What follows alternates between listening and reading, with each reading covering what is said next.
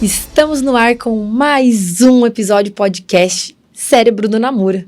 É um prazer estar aqui. Meu nome é Gisele Souza, sou empreendedora, moro aqui em São José dos Campos e faço todo tipo de treinamento de equipe, gestão de pessoas e empresas. E gostaria de, primeiramente, agradecer por estar aqui mais uma vez no seu canal. E para quem não conhece, eu sou a Namura, CEO há mais de 30 anos aqui do Grupo Vitae. Ele que é o autor desse livro maravilhoso, Yes, You Can, como fazer a sua empresa decolar. E, entre outras coisas, criador do aplicativo Albert. Conhecem o aplicativo Albert? Gente, genial. Uma ferramenta de cashback incrível, que é um dos patrocinadores aqui do nosso podcast hoje. É uma rede de benefícios onde todos ganham. Para quem não segue o Sr. Namura, por favor, @LuizNamura. Além disso, no Instagram dele tem bastante dicas de empreendedorismo. Eu gosto muito dessa área, né? Quem me conhece, quem me segue aqui sabe que o caminho do empreendedorismo, para mim, ele é essencial, porque você consegue trazer na empresa, na sua vida pessoal, no seu trabalho, mesmo que você seja autônomo ou mesmo empregado, mas também na sua vida pessoal. Eu amo demais. Falando sobre o nosso patrocinador, que é o Oi Albert, eu gostaria de falar que ele é um aplicativo cashback que ajuda as empresas a alavancarem as suas vendas. Ele oferece um desconto inteligente, que é o cashback. E o consumidor fica cada vez mais feliz, porque ele compra e tem o seu dinheiro de volta. A ideia é fidelizar os clientes.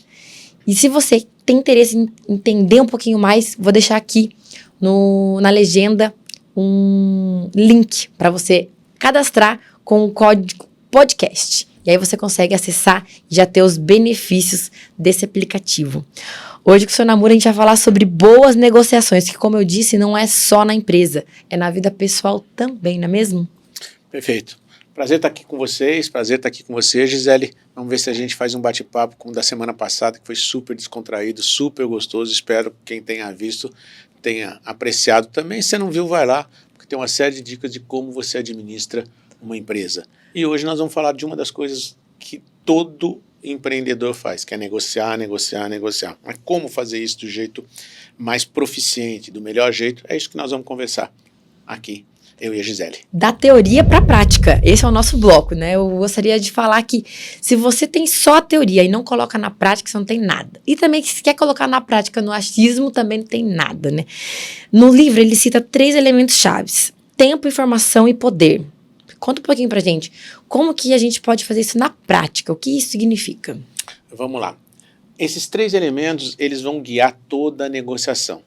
O tempo é aquilo que você pode dispor para aquela negociação e que a outra parte também está disposta a dispor para uma negociação. Você não vai fazer uma negociação de 1 hora para comprar um sorvete, né? Agora, você pode fazer uma negociação de 10 horas para comprar uma residência ou para comprar um carro. Então, dependendo do valor daquilo que você está em negociação, você vai dispor de mais ou menos tempo. E às vezes esse é um fator fundamental, daqui a pouco eu conto uma história, que faz com que, se você souber o tempo limite do outro, você pode levar a negociação a um ponto que a pessoa vá ter que ceder um pouco mais, de acordo com os teus interesses, sem ser explorador, vai ter que ceder um pouco mais porque o tempo está se esgotando. Então já vou contar essa história, depois eu falo dos outros 2 elementos que a gente citou aqui: tempo, informação e poder. Tem uma história que diz que um executivo americano, conversando com o chefe dele, ele foi mandado para o Japão para fazer uma negociação e ele tinha 3 dias para voltar com o negócio fechado. Chegando no Japão, os japoneses com muita cortesia, um povo geralmente muito cortês, mandou um pessoal buscar esse executivo no aeroporto. O executivo desceu. A pessoa foi muito cortês e falou: só pode ficar tranquilo que a nossa secretária vai providenciar todo o material para a sua estada, bem como o seu check-in de volta. Ele agradeceu pela gentileza. E aí perguntaram para ele quando que ele teria que voltar. Ele falou: olha, daqui a 3 dias eu tenho que estar de volta num voo tal para Nova York. Tá bom. Passado esse momento inicial, ele perguntou: bom, nós vamos para a negociação? Ele falou: não, hoje o senhor vai descansar, porque nós temos daqui a 3 dias, tem muito tempo para a gente negociar, então vai descansar um pouquinho. E ele foi descansar. Chegou a noite, levaram ele para ver algumas coisas culturais do Japão. Ele dormiu, foi já para o segundo dia. O segundo dia, antes de começar a negociação, disseram a ele que a cultura japonesa, para que as negociações caminham a bom termo, que ele precisava entender o jeito que é a cultura japonesa, porque isso ia facilitar a introdução dos produtos que eles queriam no Japão. Toda uma história desse tipo. Passaram o dia mostrando coisas da cultura japonesa. E a pessoa começou a ficar meio, o executivo começou a ficar meio angustiado, Gisele. Meu Deus do céu, estou precisando entrar em negociação, já estou no segundo dia. Chegou ao final do segundo dia, não tinha começado a negociação. Aí ele ficou um pouco preocupado. No terceiro dia, então, foram à mesa de negociação, sentaram-se à mesa de negociação, e eles começaram a negociar. Depois de 3 horas de negociação, não chegaram a uma decisão final. E aí ele pensou, meu Deus do céu, vou voltar para os Estados Unidos, gastei uma fortuna numa viagem dos Estados Unidos até o Japão, e não fechei uma negociação, e eu vim aqui para isso. Eu tenho que fechar alguma coisa. Nos momentos finais, eles colocaram uma proposta na mesa e falaram, essa é a nossa proposta, é o máximo que nós podemos fazer. E esse executivo, então, teve que ceder mais do que ele imaginava para fechar essa negociação. Por quê? Porque logo no início eles sabiam qual era o dia e a hora que ele tinha que voltar. Eles tinham o controle do tempo do outro. Sabendo que aquele tempo era escasso, eles deixaram a negociação para o final, para que o tempo jogasse a favor deles, dos japoneses, e contra esse executivo americano. Isso é uma historinha, obviamente, mas em muitas situações isso acontece.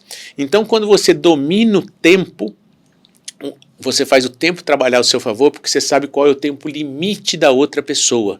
Então, esse é um fator fundamental numa negociação, você saber até que ponto a pessoa pode esperar, ou ela não pode esperar. Às vezes, numa cirurgia, a pessoa não pode esperar. A cirurgia tem que ser feita naquele instante. E alguém pode se aproveitar disso e falar, isso custa tanto. E você acaba cedendo mais do que você deveria, porque o tempo está correndo contra você.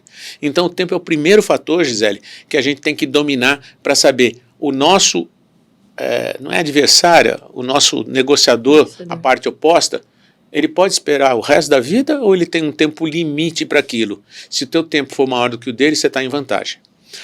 O segundo ponto, eu contei toda essa história para falar do tempo. O segundo ponto é informação. Companheiro, se você não tem informação do outro lado, você absolutamente está de mãos abanando. Você não sabe com quem você vai negociar, se ele precisa. Num aluguel de um imóvel, por exemplo, será que a pessoa precisa alugar muito aquele imóvel?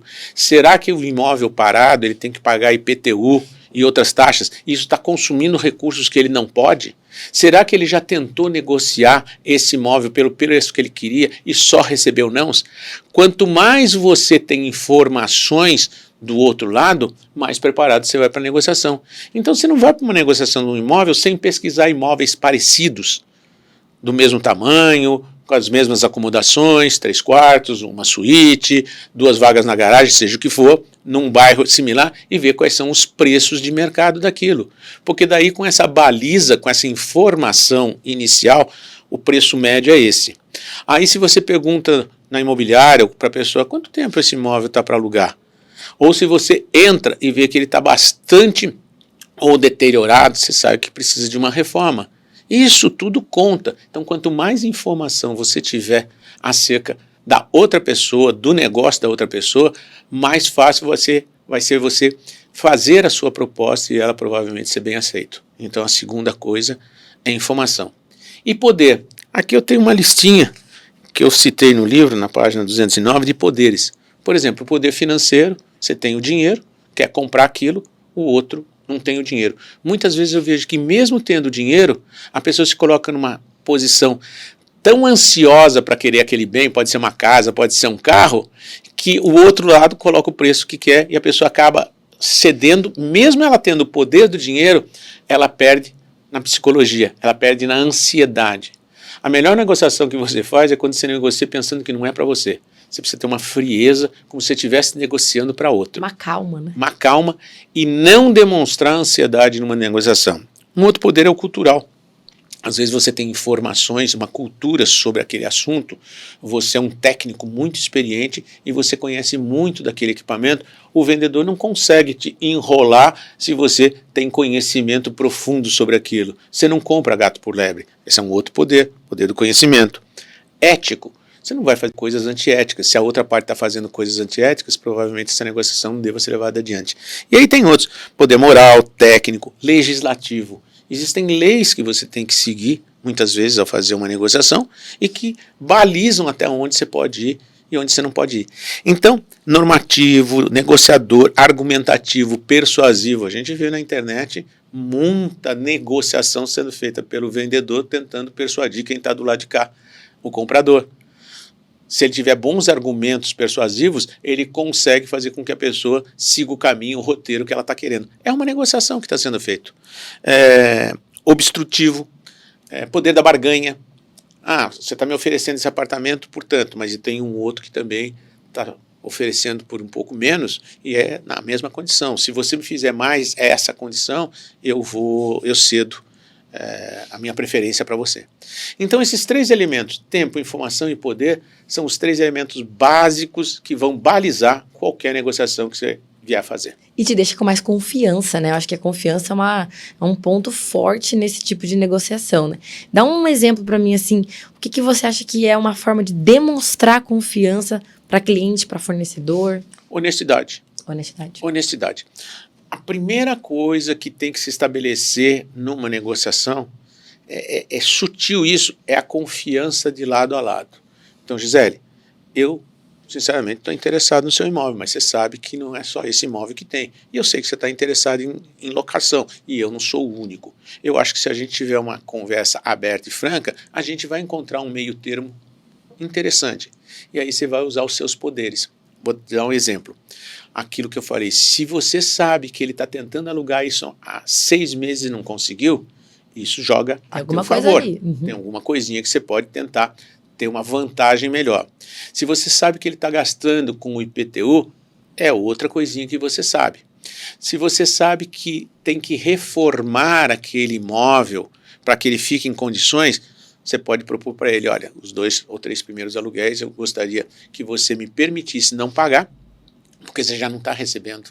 Né? Exato. Então, com isso, eu vou usar os recursos para deixar o imóvel bem acabado, porque pode demorar 3 meses, você não aluga e não tem isso. E aqui você fica livre do IPTU e vai ter um imóvel reformado que vai ser útil, eventualmente, se eu deixar esse imóvel. Vai ser útil para mim, mas vai ser útil para você.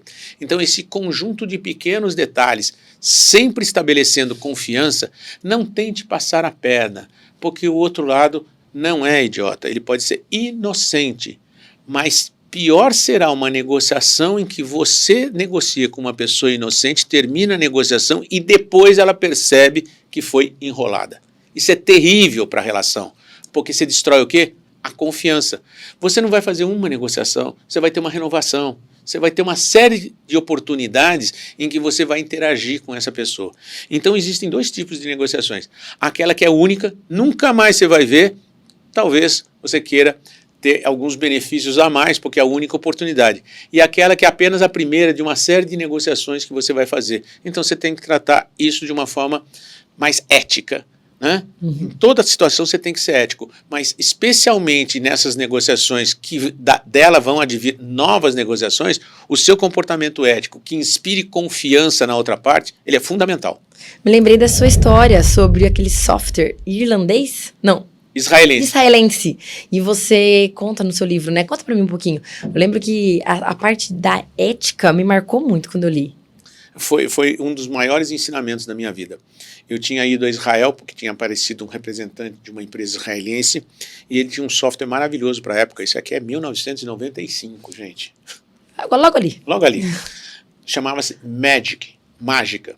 Por quê? Porque ele se autoprogramava. Hoje a gente consegue fazer isso até com o ChatGPT que nós falamos. Você coloca lá que era um algoritmo em Python, ele vai lá e faz o algoritmo para você. É coisa de louco. Você fala e ele faz o algoritmo para você. Mas enfim, eu estou falando, sei lá, quase que 30 anos atrás, ou um pouco menos. E chamava-se Magic porque ele se autoprogramava. Era um negócio absurdo para a época. Eu fiquei encantado, fui a Israel e comprei mais ou menos 500 cópias desse software e trouxe para o Brasil. Inocentemente, não fiz os cálculos que eu deveria ter feito, aceitei o preço, me lembro até hoje, $498, se vendia software por pacote, não por assinatura como hoje. Bom, colocados os impostos, isso aí duplicava ou quase duplicava o preço do software. Na mesma época, quando a gente estava lançando esse software, a Microsoft, se não me engano, não me falha a memória, lançou um software parecido chamado Paradox. Só que era com o poderio da Microsoft e num preço mais conveniente que o Magic. Eu falei, já era, né? O que eu faço aqui? E alguém me agora, sugeriu, José? vá para Israel e negocie o preço com judeus. Eu falei, tô bem na fita, né? Vai ser fácil, é simples. Negociar o preço de alguma judeus. coisa que eu tinha fechado. Não teve dúvida.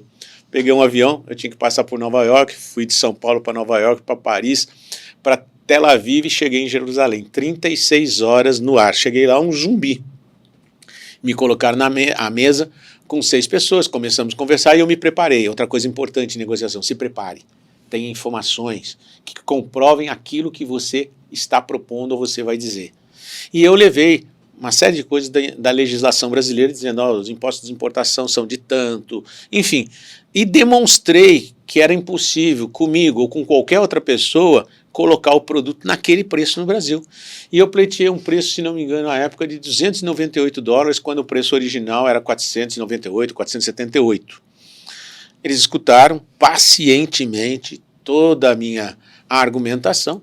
Ao cabo, eles se reuniram e um deles voltou e falou para mim, Namura, se a gente aceitar esse novo preço que você está propondo, que não é fácil para a gente aceitar, eu queria saber de você quanto que você pretende pagar por aqueles...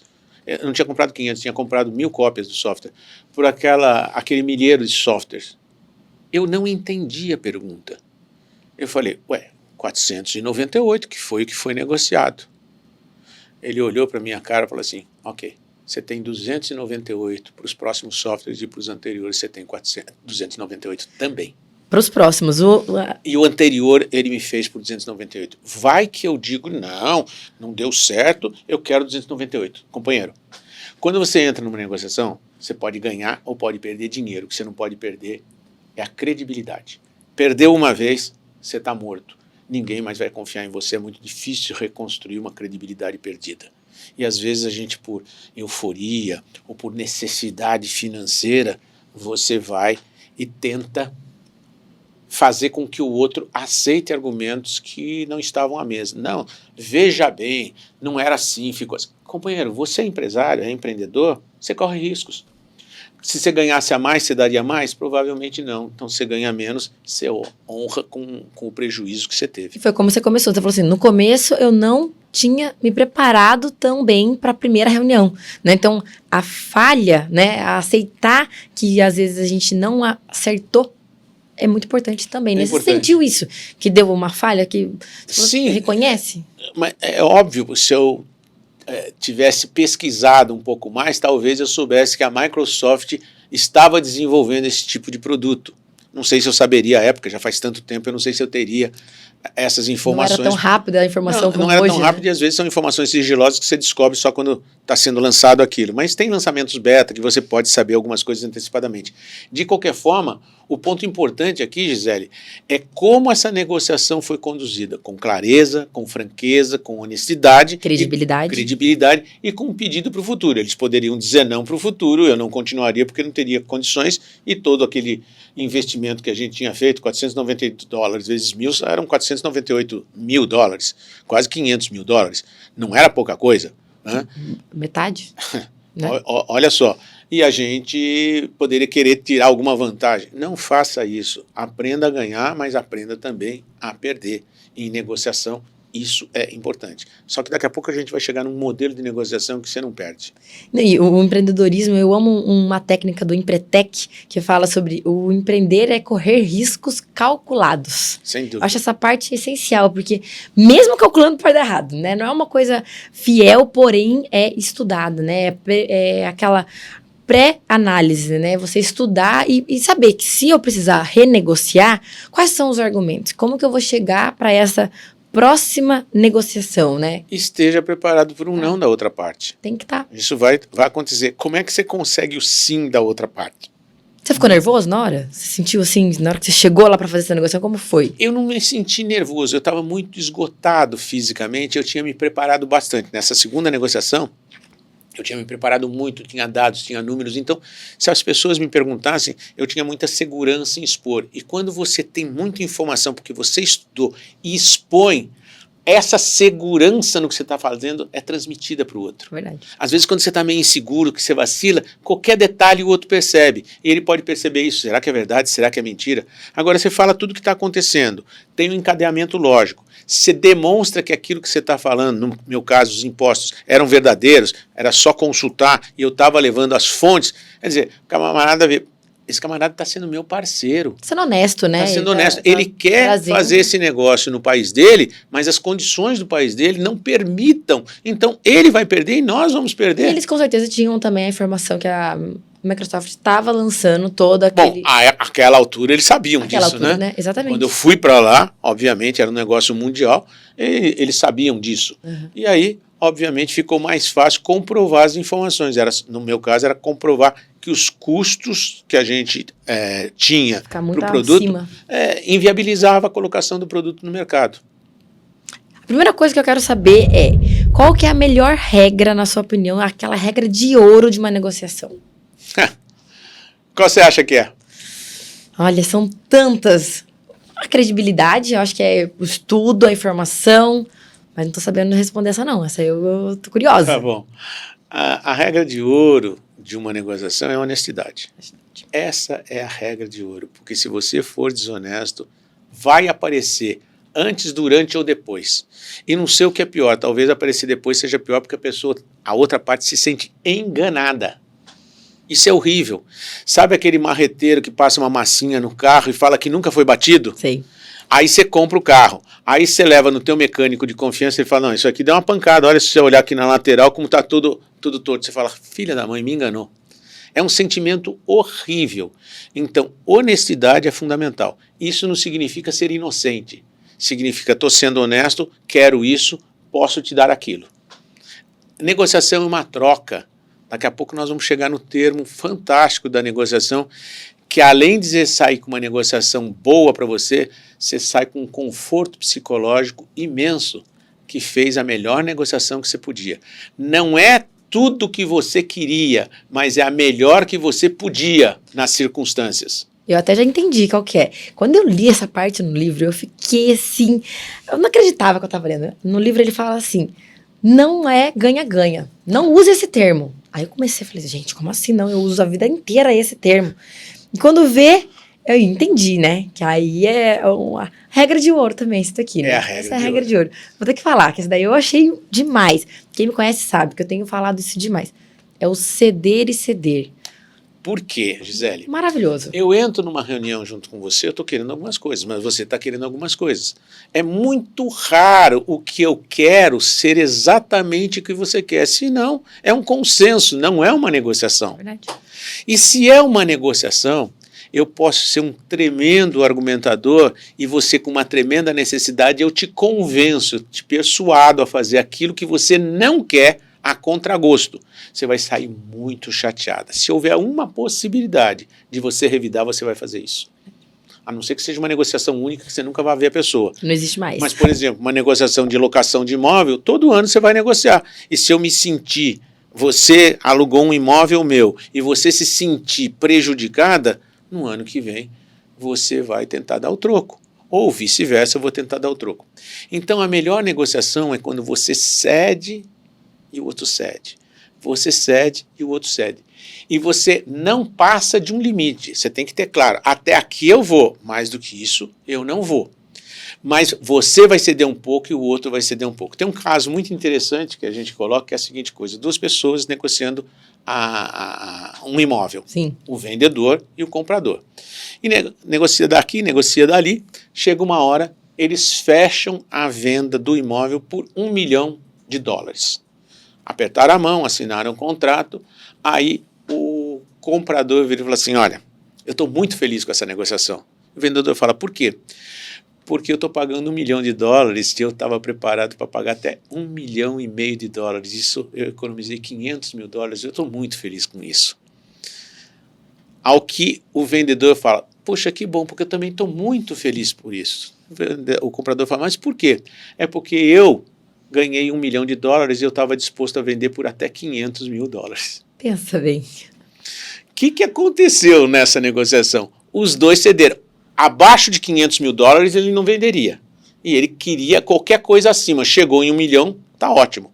O comprador acima de $1,5 milhão não pagaria. Era o limite. Era o limite dele. Como ele pagou $1 milhão, os dois ganharam $500 mil em função das expectativas, das perspectivas que eles tinham. Percebe isso? Sim. Então, você entra numa negociação dizendo, até aqui eu vou, mais do que isso eu não consigo ir. E se criar um momento muito tenso que a coisa não caminha, tem duas soluções. Quer saber agora ou depois? Agora. Primeira solução, para a negociação, esfria a cabeça e volta no dia seguinte. E a minha ansiedade? A tua ansiedade só vai te atrapalhar. Isso serve pra tudo na vida, né? Pra tudo. Ficou um pouco mais nervoso, aquele negócio travou, descansa, toma um café, dá um... Porque a outra pessoa também vai estar nesse estado tenso e não vai sair uma boa negociação. Então, a primeira alternativa é paralisar e voltar no dia seguinte. Eu lembro que eu estava tendo uma briga no momento que eu estava lendo essa parte do seu livro, né? Aí eu falei assim, é o momento de eu parar mesmo, é um sinal. Esse livro sempre eu vejo como um sinal. Eu estou lendo em alguma parte, eu entendo os sinais desse livro, sabe? Aí eu falei, nossa, aqui é o momento, não está fluindo essa conversa. Deixa para depois. Isso é maturidade. É maturidade. É maturidade, porque você quer, porque quer resolver. E a tentativa extenuante de resolver aquilo que não está dando para resolver naquele momento, não vai levar a uma boa solução. Então, a primeira regra, quando a negociação é importante e trava por algum motivo, porque você quer isso, o outro quer isso, e vocês não conseguem se aproximar, porque o outro vai refletir e falar assim, tá bom, se eu ceder um pouquinho mais, eu não vou perder tanto, se eu não ceder, eu perco o negócio, e você vai falar, pô, se eu pagar um pouquinho mais, não vai fazer diferença e pelo menos eu tenho o que eu quero. Os dois voltam sempre com outra perspectiva, não se voltam com a mesma perspectiva. Não deu certo, bota um intermediário. Bota uma terceira pessoa para escutar um, para escutar outro, ela escuta um, leva para o outro e ela tenta convencer as duas pessoas. Veja bem, isso é muito importante para você, um pouco mais, um pouco menos. Eu estou falando de dinheiro agora, às vezes não é dinheiro, às vezes são outras considerações. Esta pessoa, ela tenta ser o árbitro desta relação e faz o outro entender os argumentos que ditos por mim ele não entende, mas ditos por um terceiro ele até entende. Sabe por quê? Porque ele não está defendendo o ego dele, o ego da vitória na negociação. Você não tem que ser vitorioso numa negociação, você tem que ser parceiro do outro. E uma coisa muito importante, ouça, escute e ouça o que o outro está dizendo. Pegue quais são os pontos importantes. Isso aqui ele cede, isso aqui ele cede, isso aqui ele cede, isso aqui ele não cede. Então, se você for tocar em alguma coisa que a pessoa não cede, não tem jeito. Às vezes é um valor moral, é ética, é um princípio, isso ele não abre mão. Então, aí você não pode tocar. Nas outras coisas, você vai tocar porque ele cede. E você tem coisas que também você não cede, mas tem algumas coisas que você pode ceder. Então, você leva a conversa para os tópicos que você acredita que a pessoa cede e para os tópicos que você também pode ceder. E aí a negociação, você cede um pouco, o outro cede um pouco, chega num ponto, você aperta a mão e fecha o negócio, sabe o que acontece? Você sai feliz dizendo, consegui o máximo que eu podia. Você não sai com a sensação, acho que eu fui enganado, acho que esse cara me tapeou, acho que esse cara me convenceu, aquela sensação horrível que quando o seu cérebro volta para a cena da negociação, às vezes um dia depois, às vezes uma hora depois, às vezes um mês depois, você fala, meu Deus, que besteira que eu fiz. Fica remoendo, né? Você fica remoendo aquilo, porque você sabe que foi uma negociação que você achou que era ganha-ganha, mas é ganha-perde. Ele ganhou e você perdeu, ou vice-versa. Você saiu fora, nossa, ganhei, enrolei o cara. Meu Deus do céu, que coisa antiética. Só que o outro vai perceber isso em algum momento. Alguém vai falar, mas você foi idiota, por que você fez isso? E aí ele vai ficar com raiva de você. E se você tiver que sentar à mesa novamente para negociar com essa pessoa, o que você perdeu em relação a ela? A tua credibilidade. Credibilidade, que é tudo nessa vida. E acabou. Acabou. Não dá mais para continuar quando você não está mais sendo crível e a pessoa não está mais acreditando em você. Nesse caso do software israelense, eu fiquei ainda em dúvida sobre essa parte do ceder. Como que você sentiu que eles estavam aceitando a sua solicitação? Eles cederam de uma forma tranquila? Como que foi essa sensação? Muito legal. Foi uma negociação muito fair, justa. Que legal. Porque eu coloquei matematicamente, ou seja, eu tinha me preparado, o que estava acontecendo. Era fácil. Eu estava falando com pessoas esclarecidas que podiam ver que a matemática que eu estava apresentando era verdadeira. Em sendo verdadeira, o preço colocado no Brasil para o software excedia o preço de um gigante. Portanto, não iria ter venda nenhuma. A venda seria zero. A rentabilidade deles seria zero, porque não ia vender uma única cópia. Eles queriam continuar a venda. Eles queriam continuar. E eles olharam para aquilo e falaram assim, matematicamente é isso, não tem o que fazer, a menos que a pessoa esteja mentindo. E era muito fácil comprovar que o que eu estava falando era verdade. Então chegou num ponto, eu não fui lá para tirar vantagem, eu negociei por 498, agora quero ganhar um pouquinho mais, vou pedir $200 de desconto. Nossa, eu não fui lá para ganhar vantagem, eu fui lá para mostrar que eu era um parceiro, que eu estava do lado deles, um parceiro que eles elencaram, eles escolheram aqui no Brasil e que estava mostrando uma situação que impedia a empresa de crescer no Brasil. Ficou muito claro, ficou justo, ficou verdadeiro, ficou crível. Bom, então temos que fazer isso. Igual no seu livro, né, tem uma parte que você fala sobre, voltando para o aluguel, né, quando você vai alugar um imóvel, e aí você prova que tem uma desvantagem, né, uma perda de 8,9% ao ano, mensal, né, que daria o valor do imóvel, da desvalorização. Aquilo são dados, né, que você... Concretos, né, que qualquer pessoa que está alugando seu imóvel já sabe, ou se não fez a conta na hora, realmente consegue entender. Então, posso dar esse desconto? Posso dar esse desconto. Isso daí tem uma coisa importante, você tocou num ponto que eu acho que é muito importante você perceber em negociação. Você vai negociar o imóvel com uma pessoa, lembra, tempo, informação e poder? Uhum. O tempo está contra ela. Tá certo que você precisa alugar o imóvel, mas você deve estar instalado em algum lugar. Se você não tiver que sair, você fala assim pro cara, olha, eu preciso alugar o seu imóvel porque estão me despejando do outro, você deixou o tempo na mão do outro. E a informação? E a informação, né? A informação é, esse cara se não sair vai ser despejado. Esse é o tipo da conversa para depois que já fechou o negócio, gente. Então, você guardou essa informação para você, mas se você não tiver premido pelo tempo, você sabe que ele tem algumas coisas. Você foi lá e descobriu que aquele imóvel faz 7 meses, 8 meses que não está alugado. O IPTU daquele imóvel, quanto é que é o IPTU aqui? Em torno de R$1.200. R$1.200 vezes 7 vai dar R$8.400 se eu não estiver errado. O cara já está gastando 8.400. Se ficar mais 3 meses, 4 meses, isso aí vai para 10, 11, 12 mil. Opa! Então, eu tenho essa informação que ele já gastou e vai continuar gastando. O que você acha que é o correto? Chegar para ele e falar a seguinte coisa, olha, eu queria um desconto de 5%? Não. Não é isso que você vai dizer. Quando você fala em desconto, o psicológico que você é da área, da pessoa é, estou perdendo alguma coisa. Então você vai apresentar essa informação de uma forma positiva. Olha, você hoje está gastando, eu não vou pedir desconto. A mesma informação que eu sei que ele está gastando com o IPTU, eu vou dizer, olha, você está gastando já, pelo que eu soube aí, 7 meses, R$8.400 que você deixou na mesa, você poderia ter já alugado isso, se a condição fosse um pouquinho mais conveniente. O mercado está um pouco difícil para alocação. Talvez se esse imóvel ficar mais 3 meses desalugado, além de você não ter a receita do aluguel, você continua tendo gastos com isso. Então eu te proponho tanto para evitar que você perca dinheiro em não receber o aluguel e perca dinheiro gastando com IPTU. Você entendeu a diferença? Em vez de eu pedir desconto, eu propus um preço mostrando o que ele ganha se ele aceitar aquele preço.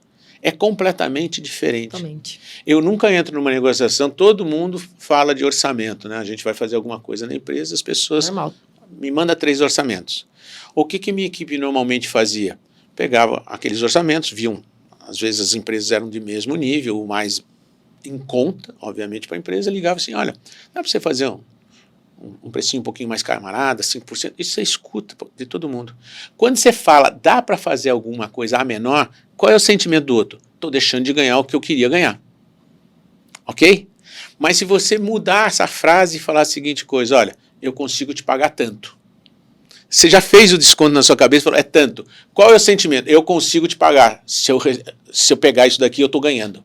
São técnicas de persuasão. São técnicas de persuasão em que essa técnica chama de técnica de enquadramento. É como você enquadra a mensagem negativamente, me dá um desconto, estou perdendo. Eu te pago tanto, o outro está ganhando. Você está ganhando, né? Então o enquadramento positivo, psicologicamente, faz a pessoa ser mais propensa a aceitar do que não aceitar. Você fala, Namura, isso é uma besteira. Se fosse uma besteira, no comércio não estava cheio de preço de R$1,99. Sabe por que tem R$1,99? Porque psicologicamente começa com o número 1 e parece muito mais barato do que 2. Chega lá, tudo, não tem nada de 99. Não, mas mesmo que não tenha, você foi até lá por causa do 1,99. Tem até alguma coisa, né?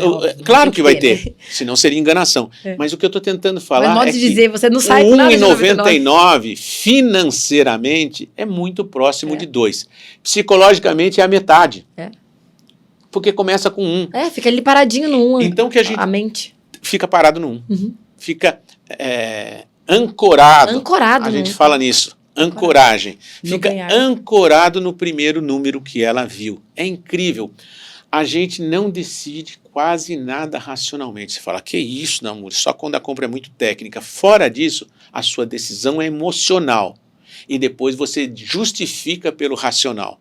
Então, se eu sei que 80% de uma venda é emocional, eu vou usar esses vieses cognitivos que a gente tem, você tem, eu tenho, são mais de 270 vieses já percebidos, enraizados, que são atalhos que o cérebro segue para tomar decisões mais rápidas. A gente não tem tempo de pensar sobre tudo.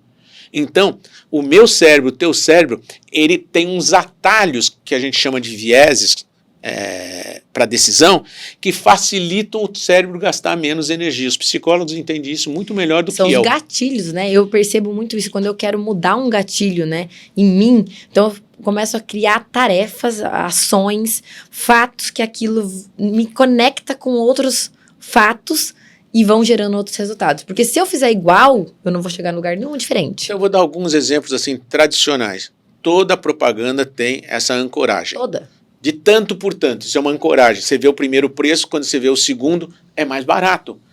Você sabe que muitas vezes o cara colocou aquele preço só para te chamar a atenção, mas você não pensa nisso, o teu cérebro desvia. Gatilho da urgência, só até sábado. Gatilho da escassez, as últimas 10 unidades. Você pega alguns sites desse de hotelaria e tá lá, tantas pessoas viram isso, só mais 3 vagas. Não tem jeito, aquilo cria uma ansiedade em você, você quer fechar. Então, quem está no marketing sabe dessas ferramentas que são ferramentas utilizadas para fazer com que as pessoas tomem a atitude na direção que o marketing está querendo que ela tome. Você pode fazer isso de um jeito ético ou do jeito antiético. Você falar que tem só 100 vagas num curso de internet que qualquer um pode entrar é uma mentira. Mas você falar, eu tenho 10 vagas para uma mentoria de 3 horas e eu não tenho mais tempo, aí é verdadeiro. Então, o cérebro tem esses truques, e você conhecendo estas coisas do cérebro, você trabalha melhor a tua empresa. Na negociação, credibilidade, honestidade, tempo, informação e poder. Cérebro do Namura, né, gente? Vocês estão vendo que aqui é muito além do que somente empresa, né, técnicas de equipes, de pessoas, gestão de pessoas. Eu falo que esse livro, ele é um livro, assim, muito completo. Parabéns. Eu sou muito fã mesmo. Falo para todo mundo, né? É um livro que traz não só a forma de negociar na vida prática, na empresa e com você mesmo. Porque quando você negocia com você mesmo, o que você quer melhorar em você... Eu lembro no episódio anterior, você falou, quando você quer melhorar, você já classifica. Qual que é o nível que você tá em cada item dessas características. Perfeito. Classifica. Agora, qual que é o nível de tempo, né, de informação, de poder. Onde você tá nessa negociação? Pelo menos agora, talvez você tenha. Tem dezenas de livros de negociação que você pode se aprofundar se essa for uma dor sua que você queira melhorar. Não, eu sei fazer, mas quando eu vou negociar, eu não sei por onde começar. Comece por essas 3 coisas. Descubra quanto tempo você tem para gastar naquela negociação, quanto tempo a outra pessoa tem. É lógico que eu não vou gastar, como eu falei, 5 horas para negociar, sei lá, um pente, uma escova de dente, isso você pega e pronto. É a tabela, É a tabela. Tabela, Tá? né? Agora, existem coisas na sua vida e vão existir, você vai negociar um carro, você vai negociar uma casa, você vai negociar um aluguel, você vai negociar um imóvel para o seu negócio. Obviamente, é bom que você tenha alguma técnica. E para fechar, fala um pouquinho dessas técnicas de negociação. O que você entende como formas profissionais, né, para garantir os seus termos acordados sejam implementados? Basicamente, quando você está concluindo uma negociação, eu acho que você tem que escrever um pouco os termos, porque eu sempre digo, comunicação não é o que você fala, é o que o outro entende. E às vezes você acha que a pessoa entendeu o mesmo que você falou, ela entendeu uma coisa completamente diferente. Então você vai pontuar esses itens, olha, então a gente combinou que o valor vai ser tanto. Era 10 mil, mas a gente combinou que o valor vai ser 9.700.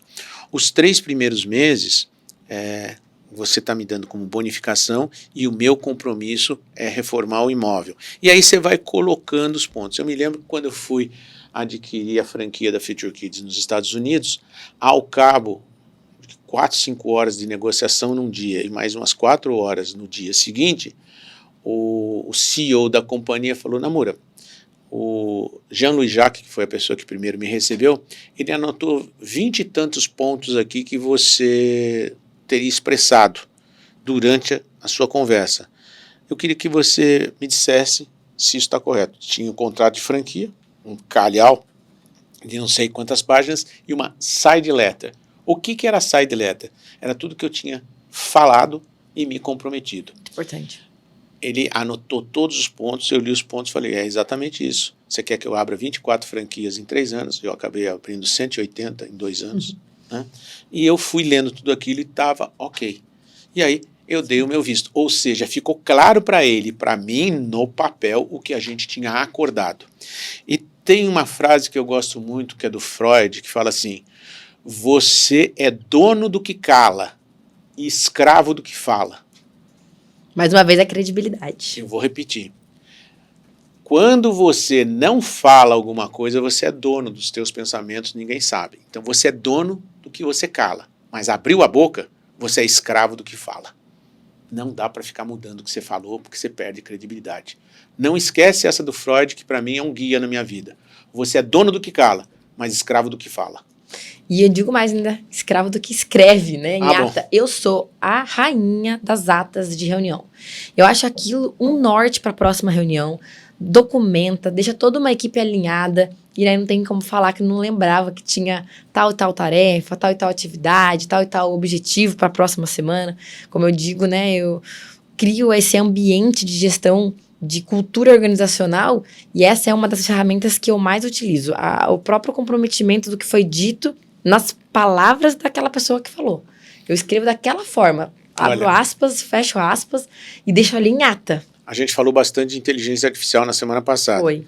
Existem aplicativos de inteligência artificial que você coloca na reunião, ele escuta a reunião, ele faz o resumo para você e anota os pontos principais. Eu preciso desse, urgente. Porque hoje em dia eu fico ali eu mesmo escrevendo. Vai falando, eu vou escrevendo. Vai falando, eu vou escrevendo. Essa é uma atividade que vai ser deixada para o equipamento.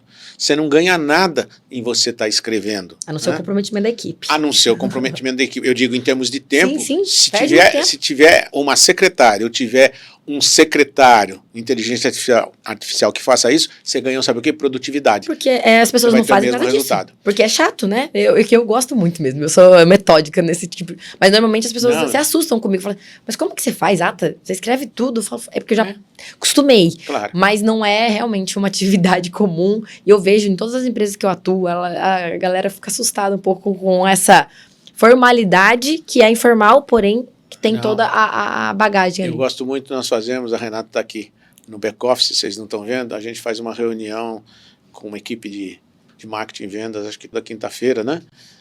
Segunda-feira, das 11 ao meio-dia, acho que é isso. Tem várias reuniões na segunda-feira com toda a diretoria, das 11 ao meio-dia a gente faz essa reunião. E a pessoa que está do outro lado, em Curitiba, ele tem essa capacidade de ir percebendo o que cada um está se comprometendo, vai anotando, Ele termina a reunião dizendo, gente, então os compromissos que nós assumimos foram esses. Fulano, isso é para a semana que vem, ciclano. Isso daqui a 2 dias nós vamos ter uma reunião assíncrona, ele adora esse nome. Reunião síncrona é aquela marcada, a assíncrona é que não está todo mundo, enfim. Também marcada, mas não está todo mundo. E eu adoro ver isso pronto, porque isso é como uma técnica. É uma técnica, é real. Sprint, a gente tem muitas reuniões de sprint aqui, ou seja, fizemos isso, semana que vem nós vamos fazer o quê? Para que todo mundo, você tem que guiar a sua equipe. Exatamente. Senão as pessoas não fazem, esquecem, saem da reunião motivadas, o dia a dia consome e elas não fazem a sua agenda. Chega na próxima reunião, sempre vai ter uma desculpa. Não, tive muito para fazer. E você vai fazendo, sabe o quê? Gerando uma cultura de perda de tempo. Reuniões que perdem tempo. Não, reuniões que perdem tempo e procrastinação das ações. A palavra é bonita, né? Procrastinar é deixar para depois. E para a pessoa não se sentir mal... Perder dinheiro. Ela dá uma desculpa. Sabe o que acontece? Ou você aceita a desculpa, ou você corrige a pessoa. Se aceitar a desculpa, você colocou a cultura de procrastinação, você vai perder sua equipe. Nunca mais você vai ter a equipe na mão para trazer ela de volta para uma cultura de respeito às decisões, é muito difícil. Então, comece a implementar. Se você não implementou isso, use a técnica da Gisele de fazer uma pequena ata. Não precisa ser um negócio formal. Os pontos principais que foram acordados, o que terá que ser feito e quem é o responsável para entregar aquilo em qual data. Pronto. Para a próxima reunião, você vai estar equipado, munido com todas as ferramentas que você precisa para deixar a sua empresa organizada, uma equipe motivada, encaminhada para o sucesso e técnicas de negociação eficazes, né? Eu acho que esses são os temas que a gente tratou no podcast de hoje. No último também. Foi um prazer estar aqui nesse episódio. Eu amei. Espero estar em vários outros. Foi muito legal mesmo. Bate-papo muito gostoso. Eu amo esse assunto, vocês perceberam, né? Que depender de mim aqui para poder agregar com as minhas histórias, com o meu jeitão de administrar, de gerir equipe e de negociar. Porque na vida tudo é uma forma de negociação. Muito obrigada mesmo, seu namoro. Amei. Muito obrigado por você, as perguntas foram inteligentes, foram oportunas e deu oportunidade para a gente trazer um pouquinho de informação para as pessoas que estão necessitando ter um insight para começar a negociar. Era isso que a gente queria. Agora pega um livro aí, vai ler um pouquinho, conversa com as pessoas e pratica. Quando você praticar esses princípios da negociação que a gente colocou, você vai ver como você vai ter resultados muito melhores. A prática, ela é, assim, essencial, né? Todos os dias. Tem alguma dúvida também, deixa aqui pra gente, deixa comentário, algum tema que você gostaria de ver aqui com a gente está aberto a ouvir sugestões. E também não perca os spoilers, lá no Instagram do Sr. Namura já tem o próximo entrevistador da semana que vem, que não será eu sei, tão triste, porém temos pessoas maravilhosas aí para chegar aqui também e fazer esse trabalho incrível, podendo trazer conhecimento, forma de abordagem, de implantação, que eu acho que é o mais importante. Cada pessoa tem o seu jeitinho, né? Esse é o seu maior dom, você é único. Então, use isso ao seu favor, que sempre vai ter coisa incrível dentro do seu dia a dia para você aplicar. Não podemos deixar de falar sobre o Oi Albert, que é o nosso patrocinador incrível, que traz aí toda essa oportunidade da gente estar aqui nesse momento. Use o podcast como link para você, o código podcast para você usar o cashback do Oi Albert. Eu uso, eu acho incrível. Fica a dica. Quem quiser depois também entender um pouquinho mais, pode mandar mensagem para mim, direto aqui também no Instagram e no YouTube, porque a gente quer trazer essas informações para vocês. Utilizar o cashback é uma vantagem para você. E o livro, que a gente falou tanto, né? Eu sou muito fã mesmo. Tem desconto. É um livro que eu tenho o meu autografado maravilhosamente, diretamente pelo Sr. Namoro. Tem desconto aqui para você que é empreendedor. Tem o QR Code. É um livro, assim, de cabeceira mesmo de cama para você poder trazer informações, empreender com qualidade e aplicar no seu dia a dia, né? Entre lá no Instagram do Sr. Luiz Namoro que você vai conseguir entender cada dia mais. No mundo dos negócios atual, não é o grande que come o pequeno, é o rápido que engole o lento. Luiz Namura. Eu adoro essa frase, acho que é uma frase que ele usa de muito impacto. Eu sou uma pessoa muito rápida, então eu adoro essa frase, né? Porque me ajuda a continuar sendo rápida, né? Eu sempre me incomodei muito com as pessoas lentas, né? Aí em terapia eu fui ver, né? Eu falei assim, não, mas é que eu sou muito rápida. Então eu adoro essa frase porque ela me traz aí um pouco mais de alegria, né? Porque nem todo mundo gosta dessa gente, de pessoas rápidas. E é importante, só para complementar essa frase, que é uma outra frase que a gente usa muito aqui: enquanto o perfeito não é possível, o possível é perfeito. Perfeição você nunca vai conseguir atingir. Você vai sempre procurar ser hoje melhor que ontem e amanhã melhor que hoje. E sempre você vai subindo a régua. Então, falar que eu só vou fazer alguma coisa quando eu for perfeito é procrastinação, é desculpa para não fazer. Faça mesmo imperfeito e vá corrigindo durante o caminho. Você já viu algum software sair perfeito? Se saísse perfeito não tinha outras versões. Não sai, nada é perfeito, mas a gente sempre busca a perfeição. Então, se o perfeito não é possível, o possível é perfeito. Vai e faz. Faz hoje, não espera amanhã, né? Eu acho que a gente falou bastante disso no começo, né? O quanto que desistir não é uma opção.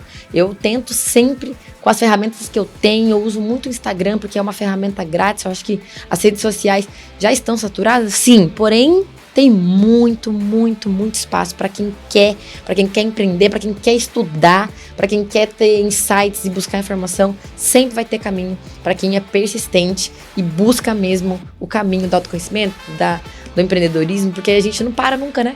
Tá sempre evoluindo. Muito obrigado, foi um prazer, espero que tenham gostado. Sigam e deixem seus comentários aqui. Um beijo!